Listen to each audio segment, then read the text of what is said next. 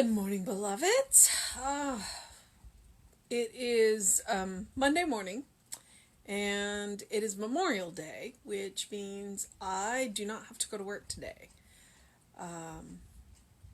So I have a couple of projects in mind. We'll see if I actually do any of them.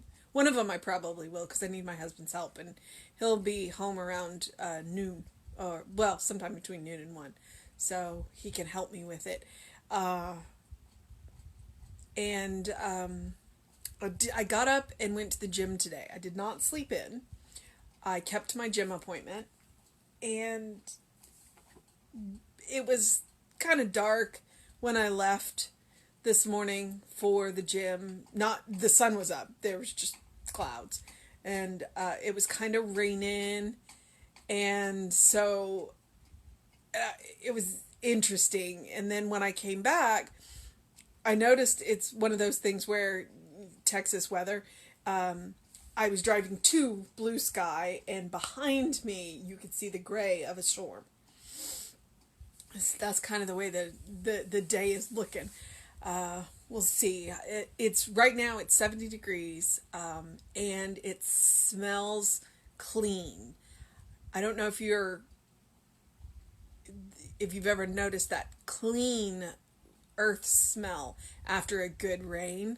That's what it smelled like this morning. It smelled really good. So I have the windows open right now in my living room, which probably means all the cats are thrilled to take advantage of the cool morning.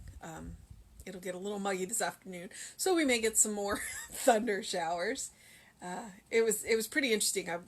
We've been trying to go for walks Sunday just so that we don't sleep Sundays away. I mean, it's a day of rest, so it's, just a short walk to make sure that I get over 5,000 steps.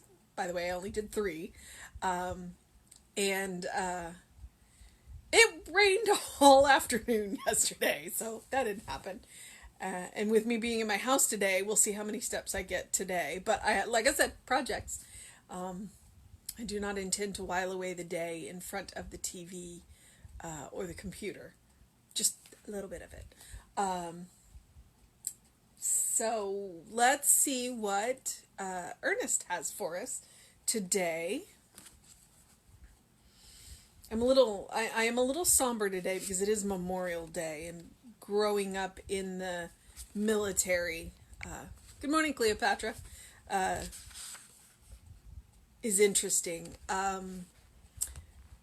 I didn't know this, but apparently when 100 years ago, my mom was working in Washington on a project, and so Tom and I drove up to see her and spent the weekend with her, and we went to the zoo, and we went to the Smithsonian, and we went to see the Vietnam Wall. And apparently I have an uncle on the Vietnam Wall, and I did not know that. What great uncle. I did not know that. He's one of my father's uncles. And Tom is military. He was in the Navy for 4 years, served in the Gulf War, and he's been a little bent out of shape about Memorial Day. Remembering people, I guess non-military people can get all of the military days confused. Memorial Day is for the people who served and did not come home. Veterans Day is for those who served and did come home, and then Armed Forces Day is for the people who are still in military service. So it's been interesting to watch him get frustrated over this. And I know that to some degree it is Memorial Day, but I also know that it's just the stress and it's coming out sideways, and this is just where it's coming out. And I get it. And I just agree with him and move on. So, I was not military, but I grew up military, and brats, we come up different. We come up with a different attitude. So, all right, today, May 25th, truly my soul waiteth upon God, from him cometh my salvation. And that is Psalm 62:1. So Ernest has to say, I know that today, even now, wisdom is available to me.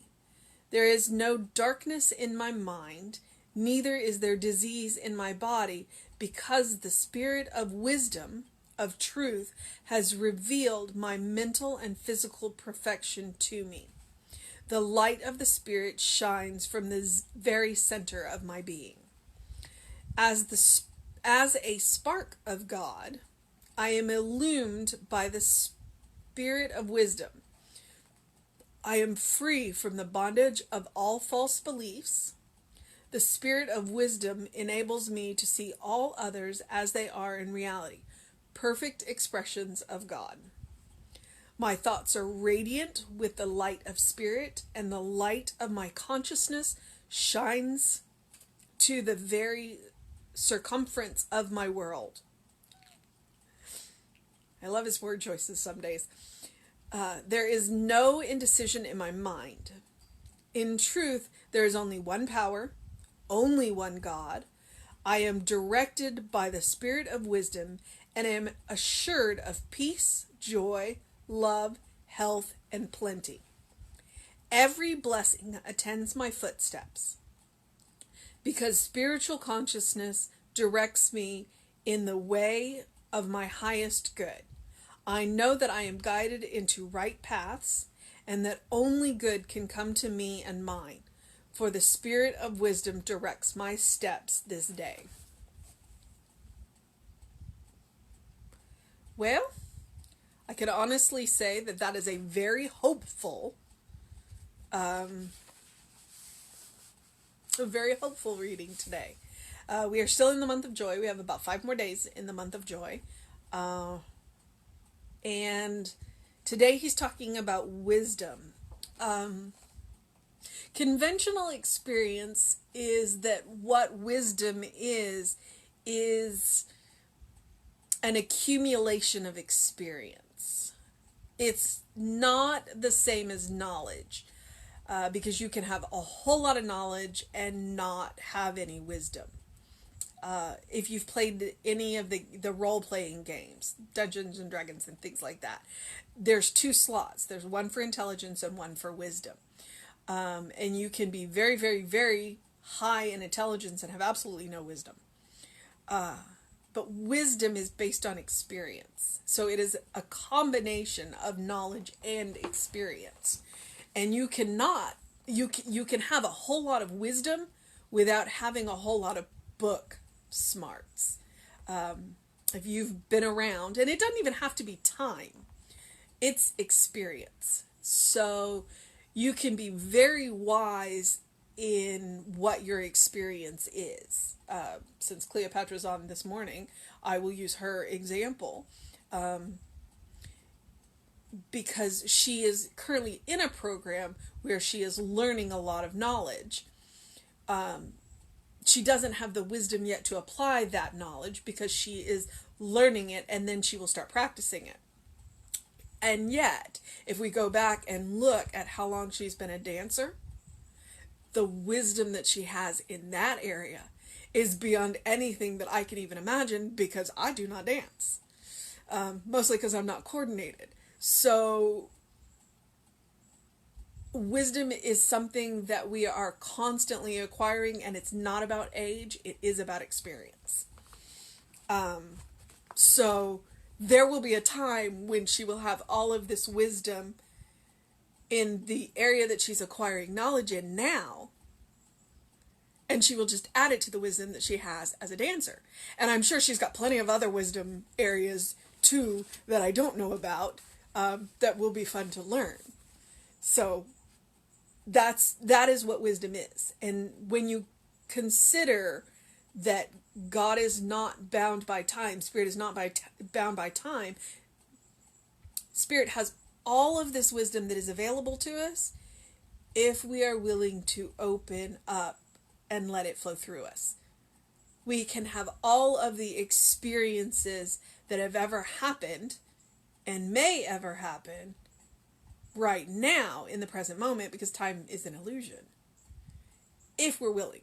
But Jesse would call that hardball metaphysics. Hardball metaphysics. Okay, so there is no darkness in my mind, neither is there disease in my body, because of the spirit of wisdom of truth has revealed my mental and physical perfection to me. The light of the spirit shines from the very center of my being. Goswami, Amit Goswami would call that the bliss body. That is the divine pattern that we are built on. So, in that bliss body, we are perfect because that is the divine pattern that we are built on. And every time we get in our way, then I'm going to use the word corrupt, but it's not the best word. I just can't think of a better word at the moment. We corrupt the pattern a little bit. So if we go back to the divine pattern, then we can fix it. And that's where we get bound up into time. All right. So anytime anything is wrong with anything, go back to the divine pattern. Go back to the divine pattern that you are built on. And you have access to that in the last line he says in that paragraph. The light of the Spirit shines from the very center of my being. I can be kind of literal because I loved physics. The center of my being is not right here, but the center of my being is here because that's my heart, even though the heart is here as well. So the center of my being. As a spark of God, which reminds me of, I believe it was Gnostic. No. Well, it could be Gnostic or it could be Kabbalah because they have some similar, that what reality is based on is God created a container and filled the container, and the container wasn't strong enough, and so the container broke, and so there are all these divine shards embedded throughout reality, and it is our job to find them and release them. Well, that's you. You are one of those divine shards. So the light at the center of your being is divine, literally. And it's your job to find it and release it. And that is what will heal the break. That may be the Kabbalah from the tree. I am illumined with the spirit of wisdom. I am free from the bondage of all false beliefs. Again, go back to the divine pattern. The spirit of wisdom enables me to see all others as they are in reality, the perfect expressions of God. Oh my God, can I tell you that is like the ultimate test. When you meet that person and you're like, are you kidding me? How in the heck am I supposed to see that person as an expression of God because they are not acting like it? And you have to close your eyes and open your heart and see them as that divine expression. And I am not going to sit here and tell you that that is easy. I'm not. But I am going to tell you that it's worth it. It's not easy. Some people, it is blissfully easy. Ruth is an example of that. You do not have to close your eyes to see her as a divine example. Sharon's another one. You know, she absolutely is that divine expression. And then there are other people in your life and you're like, are you kidding me? But they are. And if we can if we can see that, then that is us holding space so that they can see it too. Anytime you can see somebody as a perfect expression of God, then that is effectively a treatment of you holding space for that person to see that they are a divine expression of God, that they are a child of God, and that they are a beloved child of God. So my thoughts are radiant with the light of spirit, and the light of my consciousness shines to the very circumference of my world. There is no indecision in my mind. In truth, there is only one power, only one God. So that's one of the things that I love about the Hindu religion. If you go back and look at the Hindu religion, there is only one power. We just cannot conceive of that one power, even though they gave it a name. So we interact with all these little powers, but it's still just the same power. We're just interacting with a particular aspect that we can conceptualize because we are small parts. And small parts have a hard time conceptualizing the whole. So, I am directed by the Spirit of wisdom, and I am assured peace, love, joy, health, and plenty. Divine pattern. Divine pattern. If we keep coming back to the divine pattern. You are a beloved child of God. You are a divine spark. You are love. That is the divine pattern. And if you go back to the divine pattern, you are assured peace, joy, love, health, and plenty. Just forget about the how.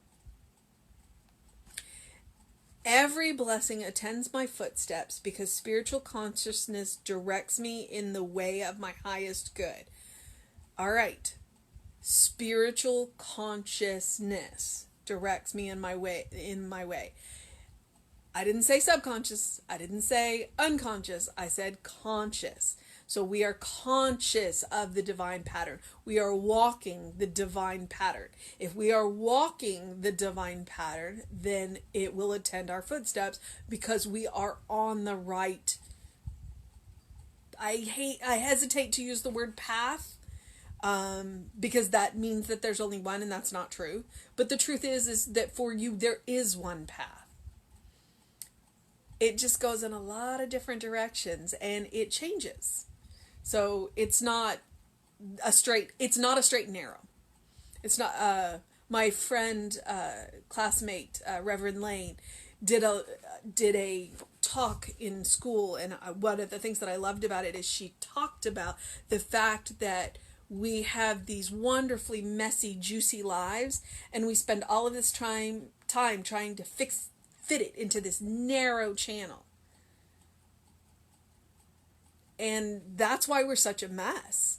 I talk about a divine pattern, yes, but I also color outside of the lines. And I have a big and juicy and messy life, and it's wonderful. And when I don't try and fit it into that narrow channel of what I've been told it should be, it's amazing. And when I do try and fit it into that narrow channel, it gets messier. So thank you, Reverend Lane, for reminding me it's not a narrow path. It's not a straight path. It's a wonderful, messy, juicy life. But there is a pattern. It's called chaos theory. I know that I am guided into right paths, and that only good can come to me and mine, for the Spirit of wisdom directs my steps this day. Where is the divine pattern? The divine pattern is in the head and the heart. The divine pattern is in the still small voice. The divine pattern is where you meet God. So, see yourself as that perfect expression. See yourself as that divine spark. See yourself as that beloved child of God. And it can't go wrong. All right. Well, I am going to move on with my day. I'm not entirely sure what I'm going to do with my day. I do have some projects lined up. The one thing that I joked about doing, I actually have already done. I cleaned all of the dust around my TV. So I have some other projects in mind. I might find the divine pattern in my house today. We'll see. Because right now it really is chaos theory. So I encourage you to do something loving for yourself, to do something kind for yourself, to do something compassionate for yourself today. Every day. Right now, while it is beautiful, open your windows. While we have a little bit of sunshine, go get a little bit of sunshine. It does stimulate vitamin D, which is good for you. And go and smell that clean smell that is happening right now with the wash that we got last night. All right? I cannot bring myself to say have a happy Memorial Day. The words just don't go together. But today, as you remember that even though that person, and it doesn't have to be a military person,